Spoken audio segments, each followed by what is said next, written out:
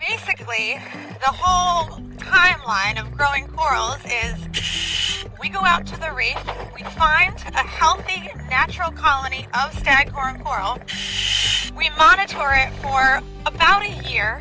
We're looking for things like disease, bleaching, predation, because believe it or not, there are animals that eat corals like fireworms and snails and damselfish as well. And actually, we've got a snail on this coral here. If Drew can come in and see that, there is a little tiny snail that's attached itself to this coral colony and is actually eating the tissue off of that coral. So this is a real predator that eats coral, and if I were to pluck this off,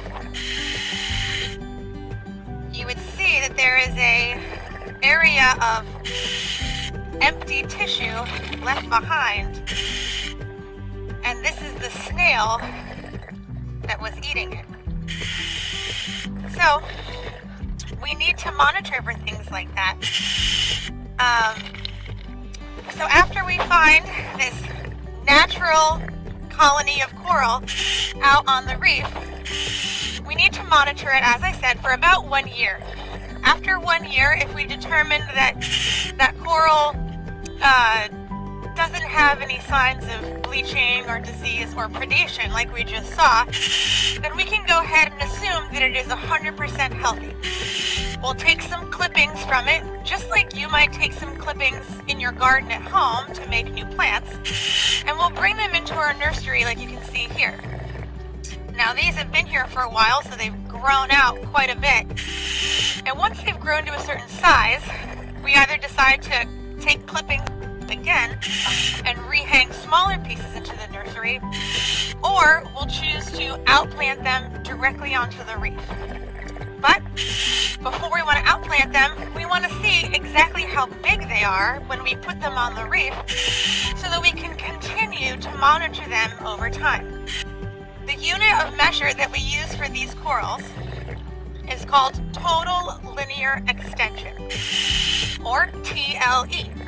And what that is the measurement of each branch in centimeters added up all together.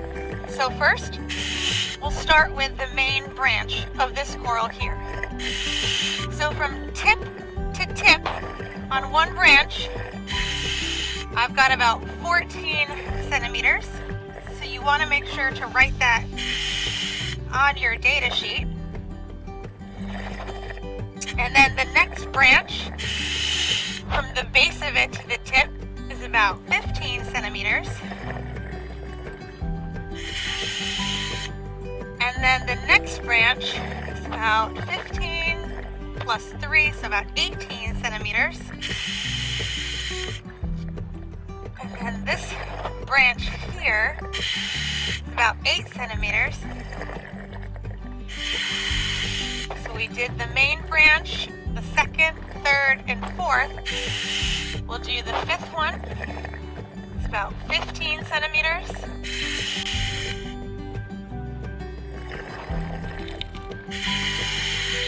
And then the last two branches are smaller. We've got about 5. And let me see here.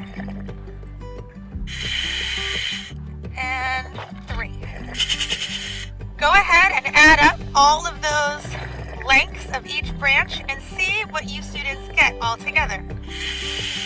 And I got about 83 centimeters of total linear extension all together in that coral after I added all of those branches up.